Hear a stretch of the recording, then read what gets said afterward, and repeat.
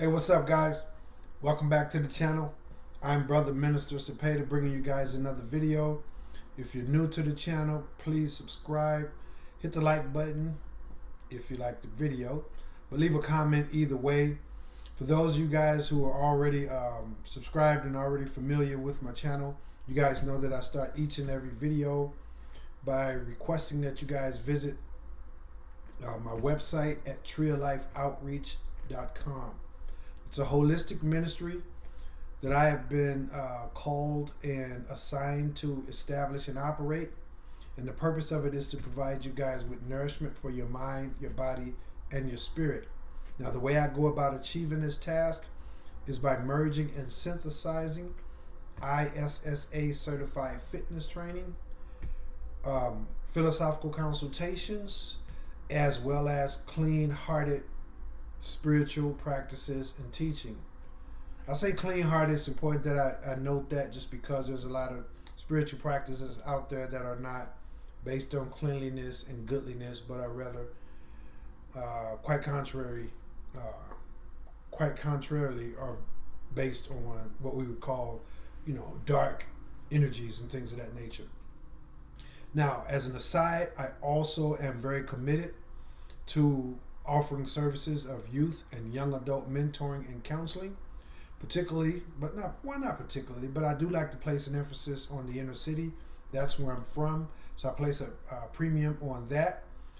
Nevertheless, doesn't matter if you're from street corner or from Wall Street or anywhere in between. Typically the age where people begin to encounter difficulties, if they're going to have difficulties in life, they begin at the teenage years. So it doesn't matter where you're from. Youth and young adult mentoring and counseling is something that I provide, as well as inspirational and motivational teaching. So again, visit the website. Be encouraged to read the bio and be inspired by it. Even if the details of the bio does not fit your frame of thought, the message transcends the actual details of the bio, because the message is one of hope, one of perseverance, and one of victory through faith. So check that out. Pass that along to anyone that you know may be interested. I'm going to briefly talk to you guys about being selfish. Now, obviously, we know that being selfish is not the way we want to live our lives. Or is it?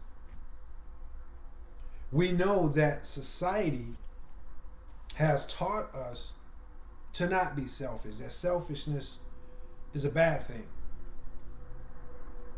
And I agree that selfishness can be a bad thing. But I also know that selfishness can be a good thing. In fact, selfishness is almost like a prerequisite to our survival, as well as to our achievement of the purpose for which we were sent. Now, the only way you're going to achieve the purpose for which you were sent to achieve is by focusing on that purpose. It doesn't mean to the exclusion of being there for others. It doesn't mean to the exclusion of being a good person and trying to help others. I just want to point that out to you guys, because again, society has taught us that we should that being selfish is a bad thing. And again, I agree that it can be a bad thing, but I also know that it can be a good thing, and it's important for you to know. And if we look at it from that aspect, I'm sure you will agree that in a lot of instances in our lives already, we know that we have to be selfish. We know that we have to be selfish. It's just that we have been taught to view selfishness as being a bad thing. But if you have to go home when everyone else is going to your best friend's wedding, and you know that you want to be there, You should be there. You could be there if you made that choice. But you have to make a more selfish choice. Because you have to go home, because you have to prepare to get up for work the next morning, because you have a job interview that's necessary for you to further your career. See how many U's came up in that? And so that's an instance, just a random example of how being selfish can be a good thing, and how being selfish is almost, we're obligated to some degree, or at least to some extent, to be selfish, because you are obligated to do what you have to do for you, for your family, for your career.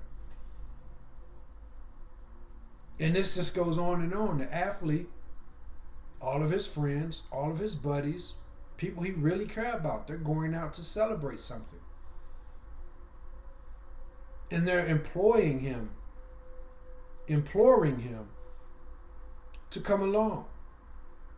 They've planned this. But then all of a sudden he gets a notice that he has to start prepping for a game coming up.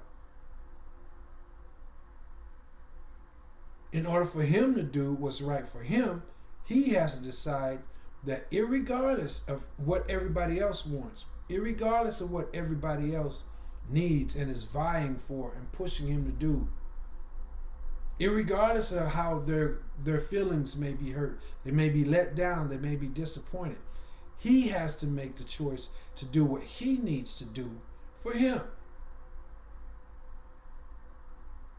And there's a myriad of examples that allows us to see how selfishness, again, is prescribed for us to a certain extent and to a certain degree. Now, does that mean he don't try to send a card? He don't try to make phone calls to express his his decision-making processes and the fact that he's disappointed, he really would have liked to have been there? Yes, he does do all those things. And he should do all those things. But that doesn't take away the fact that he had to be selfish. This is a natural instinct, a natural tendency for us to be selfish, but it's frowned upon as individuals, as in the household, in collective society. But there's a thing called organic selfishness, or being organically selfish.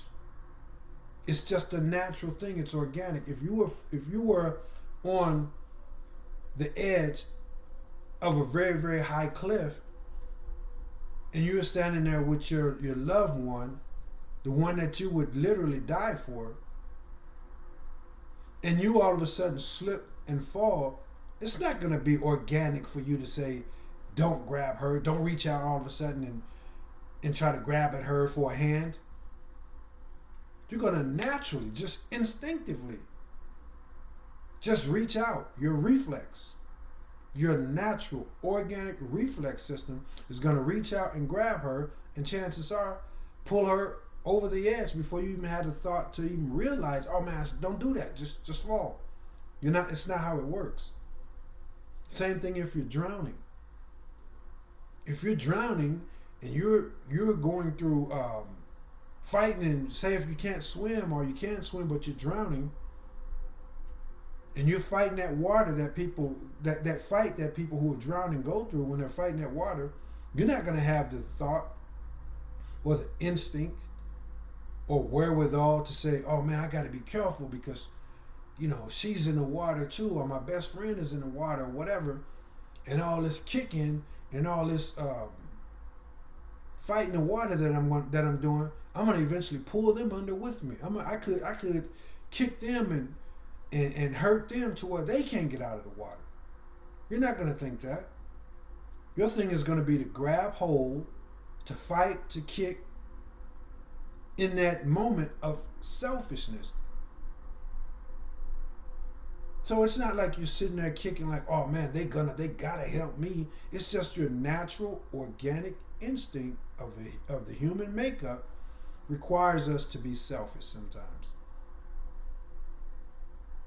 And again, he's not pulling at her or pulling at his friend, and he's going to take them under, or they're going to help me at all costs.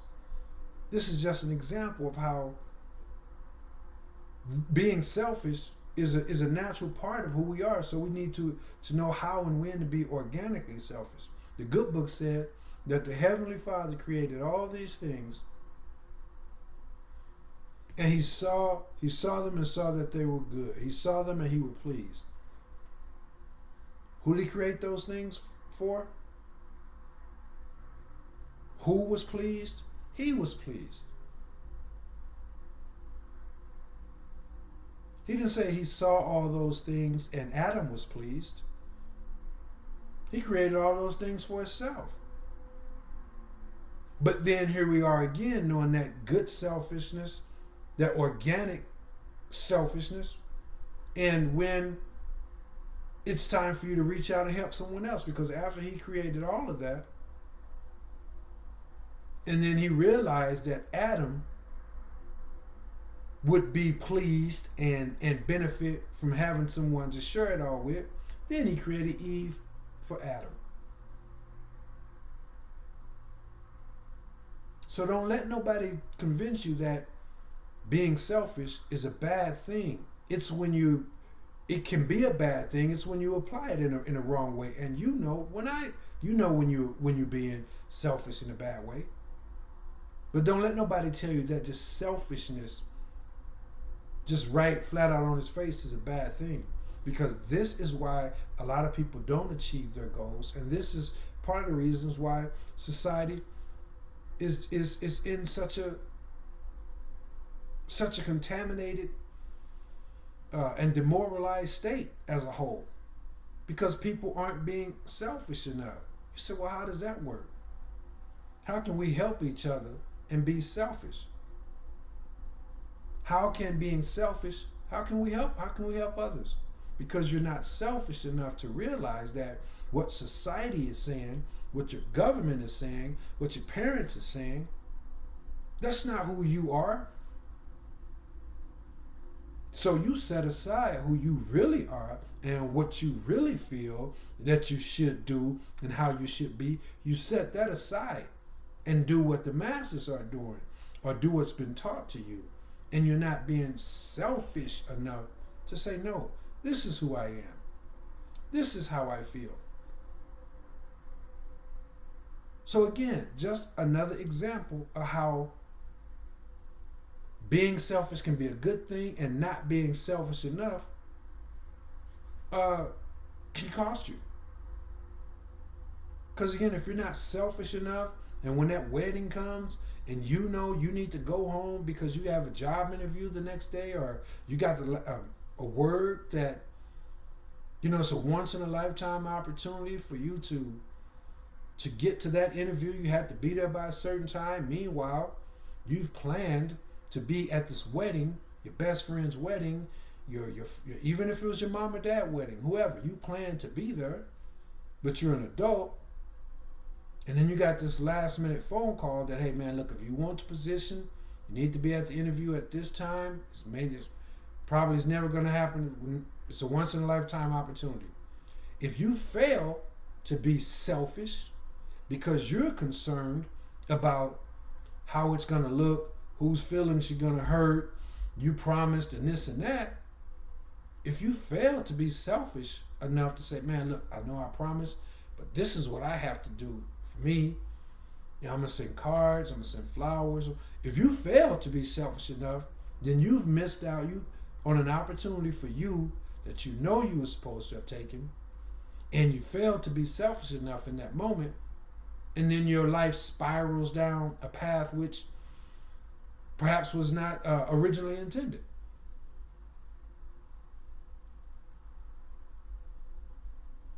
It just goes on and on. You can take the example of a parent having to discipline their child. No parent enjoys disciplining their child. Well, obviously we know no good parent enjoys disciplining their child. But you catch Junior sticking metal objects and playing with a outlet, an electrical outlet with metal objects or any kind of objects for that matter, and you don't want to hurt Jimmy's feelings, and you don't want to discipline Jimmy or Junior, and you're not selfish enough to say, hey, I need to do this as a parent. This is what I need to do. So I don't need to be thinking about Jimmy's or Junior's feelings and how it's going to hurt him. I'm going to take Jimmy, I'm going to use whatever appropriate disciplinary tactic that should be implemented, timeout, or however, whatever your thing is. And you need to discipline. You need to discipline Junior. Plain and simple. Or you cannot be selfish enough and do what you know you need to do and let him continue to play with the outlets because you're worried about how he's going to feel, how he's going to look at you. And then obviously we know the repercussions and the ramifications associated with being negative in a bad way. We don't even have to go down that path because a lot of people, unfortunately, are already selfish in that way. You don't want to help this guy, and then you didn't help him, and then the next thing you know, you needed help, and there's no one there to help you. Being selfish in the wrong way, in a negative way. You didn't go outside of your circle to help do anything for society as a whole. So then society as a whole crumbled and there was no one there to help you in your circle. Just you and your circle standing there. So we know how not to be selfish in a bad way. That's a given. Everyone knows what that feels like when they're being selfish, inconsiderate, Andre. And we know the ramifications of that. That too has played a role in why society is the way that it is. Because no one's helping each other from a negative standpoint. They're being selfish. They have the money, but they didn't want to invest in the projects. And then all of a sudden the projects went from the projects out to the suburbs. So this, that end of the pendulum has already been very, very much researched and explored. But you see how that works? There were those who have the money and didn't invest in the inner city or whatnot, and the ramification of them being selfish and keeping their money to themselves, the hood went to the suburbs. Then you got those in the suburbs who had the money and didn't put it to the hood, even though their heart was calling them to. But they chose to go along with the Joneses. And they weren't selfish enough. My belief says this. My heart says this. And they didn't follow that heart. They weren't selfish enough to stand up for what they themselves knew they should. And the hood went to the suburbs. So it works both ways, people. That's the message that I have for you guys today. I just want you guys to know there's a such thing called being organically selfish. And you'll know when it's right. You'll know when you are betraying yourself by not being selfish enough. And you will know when you are betraying others by being too selfish and being selfish in the point to where you can do this, you should do that, but you didn't do it because you were selfish, you were stingy. And anytime you're in one of those situations and you have to talk yourself into doing this, moving in this direction or moving in that direction, you have to convince yourself, then you're making the wrong move. Because when you know, you just know. You don't have to sit back and rationalize it and take all these theoretical views and come up with hypotheses and all of this. When you know that you are treating somebody wrong because of act of greed or just being stingy, you know that immediately. And what we do sometimes, we try to convince ourselves to come up with a justification for why we're being stingy. On the other end of the pendulum, we know we should be doing more and giving more, but we try to come up with a way to justify why we're not doing more. Well, Mom raised me to say this. Society says that. And so we don't do a thing, and boom, we know right then and there. So let us make sure that we navigate this thing appropriately. And as previously mentioned, when you're being selfish in a bad way, you automatically know that. Unfortunately, there are those who just aren't selfish enough. They aren't selfish enough to stand up for their own self-beliefs. They're not selfish enough to stand up to do some of the things that they know they need to do for themselves. Because sometimes, you may have a wife, you may have a husband. He won't do not a single thing for himself because he's so caught up in doing everything for you. And I'm all about a man treating his wife right and appropriate and loving on her and nourishing her and uplifting her, protecting her. But then he falls out of balance, or she falls out of balance, because she's always doing stuff for you.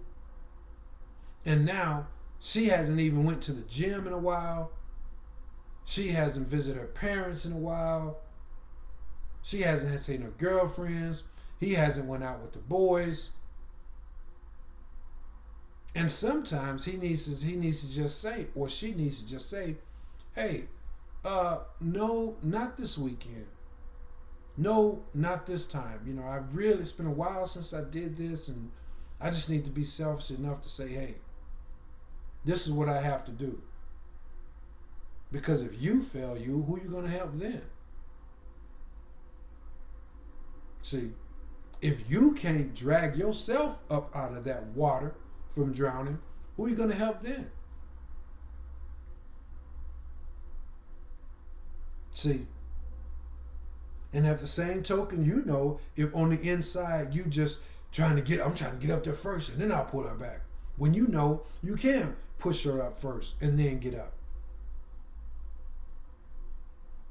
So we're not going to be long-winded on this, guys. I just want to let you guys know that on the other end of the pendulum, we're already familiar with being selfish in a negative way. Let us embrace the opportunities and the rightful calling to be organically selfish. It's a mandate. Okay, it's stated in actions such as, again, if you're drowning, you're gonna try to save yourself. I mean, if you are literally drowning, you're not gonna be worried about who you're gonna kick, or this kick could break their neck and they could drown. You're not gonna worry about any of that. It's organically shown in the falling off the cliff analogy and a myriad of others. So it's somewhere in our template as human beings to be organically selfish when the time is right, when it's appropriate. And again, that's not saying during those moments we neglect others. We say forget about how they're feeling. This is an opportunity of a lifetime for me. It doesn't mean that. It just means that you need to know how to navigate that situation and ultimately do what you need to do for you while continuing to be mindful and thoughtful of them and not treating anybody poorly and making the adjustment. I couldn't make it to the wedding, but I'll sure be there when you guys come back for the celebration or whatnot. So it doesn't mean, I'm not saying be selfish and neglect others. That's not what I'm saying at all. And I'm hoping that I'm doing a good job of making my point clear. So That's what I have for you guys. Remember, there's a such thing as being organically selfish. Because if you're not organically selfish and you don't do what you need to do for you, then and you're worried about doing everything for everybody else, they can't get you to heaven and they can't send you to hell. But if you miss out on doing what you need to do for you, you can send yourself to either or. So love your wife, love your kids, love humanity, and all these different things. Support one another. Keep one another uplifted by all means. But don't drown in the water. Don't miss your calling because you didn't stand up and say, hey, society is saying this. I don't feel like them brothers and sisters should be treated this way. I don't feel like the global warming initiative should be abandoned. But all your co-workers do, and you work at a company that's going to get thousands or millions and millions of dollars if the global warming initiative is abandoned. So you ain't selfish enough to say, hey man, look, here's some thoughts, here's some ideas. This is what I believe. You're not being selfish enough to stand up for what you believe in. That's the point that I'm trying to make. You're not being selfish enough to stand up and be who you are. You're not being selfish enough. So be organically selfish. That's what I have for you guys. I am Brother Minister Cepeda. Visit the website. Give a like, subscribe, thumbs up to the video. If you're not, if you do. If you don't, that's fine. You can give it a thumbs down if you want. So long as you being organic and you're just not doing something just to be what they call nowadays a hater. So I start all my videos by requesting that you guys go to the website and spread that story, and I end them all with the same, which is a truth. I don't know all of y'all, but I do love all of y'all. This is my real life mantra that I live by and implement for myself, which is if you are feeling bad, and sometimes people feel bad, we all have felt bad. If you're feeling bad, I challenge you to go out and find somebody else, make them feel good, and then you'll feel better instantaneously. If you're already feeling good and you go out and find somebody who's feeling bad, make them feel good, then you'll go from feeling good to feeling phenomenal. That's just the way this thing works, guys. Thanks. I appreciate y'all time. Hit the like button, subscribe, and holla back. Peace.